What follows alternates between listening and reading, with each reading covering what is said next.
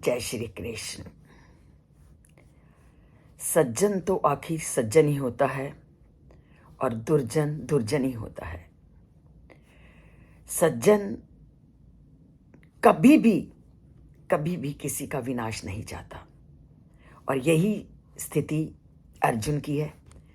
जितने मानवीय गुण हैं वो अर्जुन के विचारों से पूरी तरह से अर्जुन में दिखाई दे रहे हैं और यही कारण है कि जब मनुष्य उन मानवीय गुणों से युक्त होता है तो वह कभी भी अपने बंधु बांधवों मित्रों यहाँ तक कि सामान्य लोगों के साथ भी वो बुरा व्यवहार नहीं कर सकता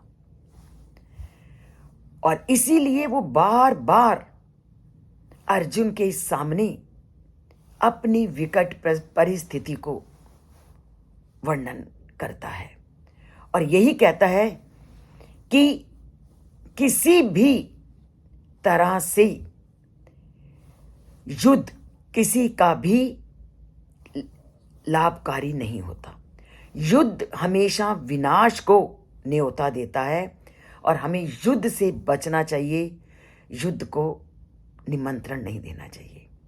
अंत तक जबकि युद्ध भूमि में अर्जुन खड़ा है वो फिर भी उस युद्ध के लिए तैयार नहीं है। ये है मानवीय गुणों की पहली पहचान। और अपने बंधु बांधवों पर तो युद्ध करना उसे वैसे ही पाप का भागीदार बनाने के लिए प्रेरित करेगा। ये सोचकर वो बिल्कुल भी युद्ध के लिए आगे कदम नहीं उठाता।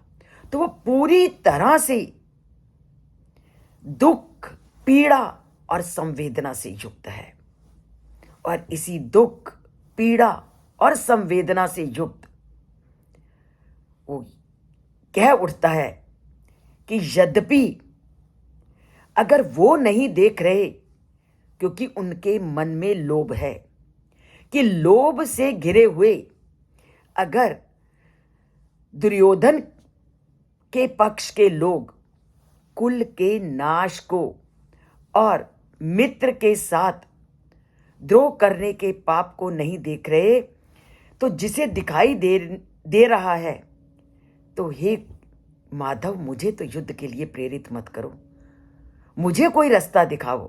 तो क्या कहते हैं, यद्यपि एते ना पश्यन्ति लोभ उपहत चेतसः कुल क्षय कृतम दोषम मित्र द्रोहे चा पातकम। पूरी तरह से आज अर्जुन ने अपने मन के भावों को खोल करके श्री कृष्ण के सामने रख दिया।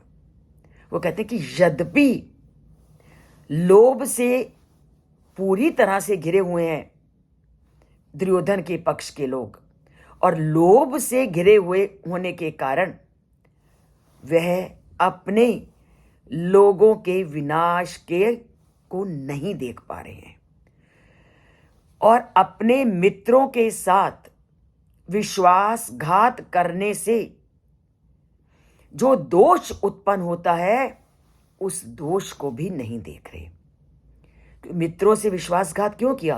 क्योंकि युद्ध में उनके संबंधी भी हिस्सा ले रहे थे, उनके मित्र भी उनका साथ दे रहे थे, कोई छोड़ रहे थे, तो विश्वासघात सभी के साथ हो रहा था।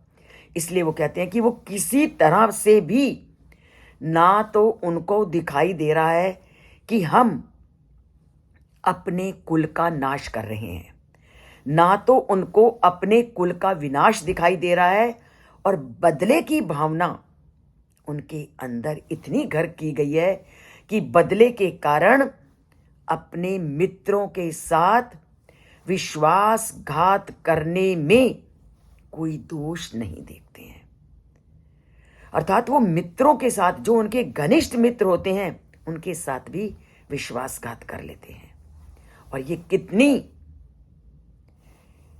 विकट परिस्थिति अर्जुन ने श्री कृष्ण के सामने रख दी कि अगर वो ठीक नहीं सोच पा रहे, ठीक रास्ता उनको नहीं दिखाई दे रहा, पर मैं तो ठीक सोच रहा हूं। मैं तो अपने कुल का विनाश नहीं चाहता। दुर्योधन चाहता है, उसको छोड़ो, पर आप मेरी बात को भी तो सुनो कि मैं कहीं भी अपने कुल का विनाश नहीं चाहता, क्योंकि अर्जुन कहीं पर भी अनावश्यक हिंसा अर्जुन के चरित्र का गुण नहीं था। आप अगर अर्जुन के चरित्र को महाभारत के पन्नों में देखोगे तो आप अच्छी तरह से जान जाओगे कि अर्जुन कभी भी अनावश्यक हिंसा को नहीं चाहते थे। वह अनावश्यक हिंसा से घृणा करते थे। और इसके लिए मैं आपको महाभारत की एक घटना की ओर ले जाती हूं कि जब अभी ये घटना घट चुकी है, जब 100 कौरवों का वध हो गया, तब गुरु द्रोणाचार्य के पुत्र अश्वत्थामा ने क्या किया? तब गुरु द्रोणाचार्य के पुत्र अश्वत्थामा ने बदला लेने के लिए क्या किया? रात के समय पांडवों के शिविर में चुपके से घुस गए और पांडवों के शिविर में घुस करके उन्होंने द्रौपदी के 5 पुत्रों को मार दिया। और जब अश्वत्थामा ने द्रौपदी के 5 पुत्रों को मार दिया तो अर्जुन ने अश्वत्थामा को पकड़ लिया और अश्वत्थामा को पकड़ करके उसे जानवरों की भांति वो द्रौपदी के चरणों में ला करके उसको डाल दिया। और ऐसा करने पर अश्वत्थामा बहुत बुरी तरह चिल्लाए। फिर भी पुत्रों की मृत्यु के शोक से घिरी हुई भी द्रौपदी ने क्या किया होगा? तो पुत्रों की मृत्यु के शोक से घिरी हुई भी द्रौपदी कोमल हृदय से युक्त थी। उसमें क्षमाशीलता का गुण अभी भी दिखाई दे रहा था। तो द्रौपदी ने क्या कहा?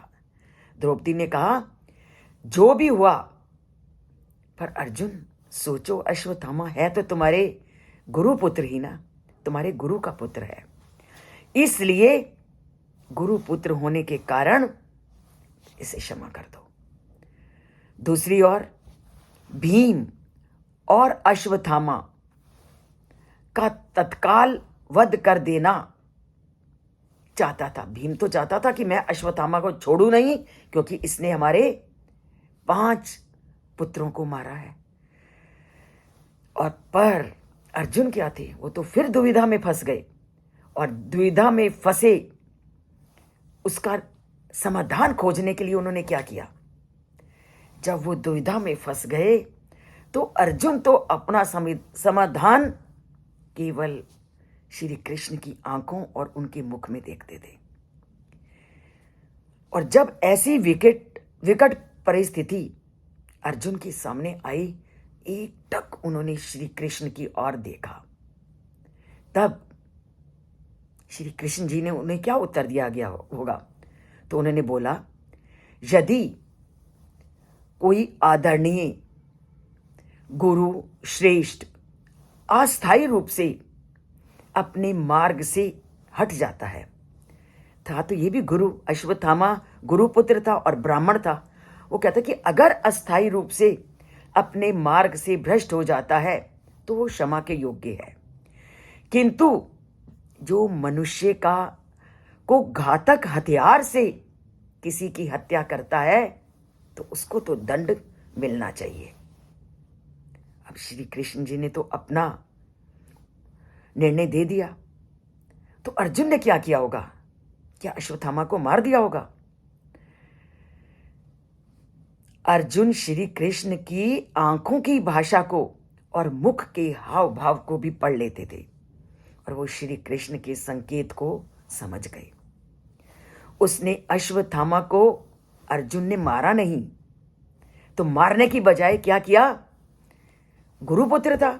और आप आजकल भी देखते हो कि जो भी ब्राह्मण होता है वो सिर पर चोटी रखता है और अश्वत्थामा के सिर पर भी चोटी थी, तो अर्जुन ने उसके पीछे की चोटी को काट दिया और उसके मस्तक में की मणि को निकाल लिया और अपने शिविर से बाहर भगा दिया। तो ये क्या सिद्ध करता है कि अर्जुन कभी भी अनावश्यक हिंसा को नहीं चाहते थे, और अनावश्यक हिंसा को चाहते तो कभी भी अश्वत्थामा को जीवित न भेजते। तो हमें भी उनका ये कदम हमें भी शिक्षा देता है कि जीवन में अनावश्यक हिंसा नहीं करेंगे और जहां तक होगा अहिंसा को ही जीवन में अपनाएंगे। पर ये अहिंसा और ये अच्छे गुण, अहिंसा क्षमा दमो स्तेयम शौचम इंद्रिय निग्रह धी विद्या सत्यम क्रोधम दशकम धर्म लक्षणम, पर ये गुण आएंगे कहां से? जब आप इन ग्रंथों की बातों को सुनोगे, समझोगे, जीवन में धारण करोगे, तभी तो इन गुणों को थोड़ा थोड़ा अपने में लाने का प्रयत्न करोगे। तो करते हैं सब मिलकर इन गुणों को अपने में लाने का। और कभी मत कहना कुछ असंभव है, कुछ असंभव नहीं।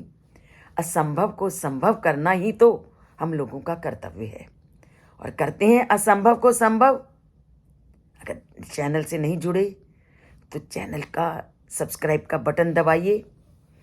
एक ही बार सब्सक्राइब करना है, फिर उसको नहीं छोड़ना, और लाइक तो कंजूसी को छोड़ना ही पड़ेगा, क्योंकि परमात्मा से नाता हमें जोड़ना ही पड़ेगा।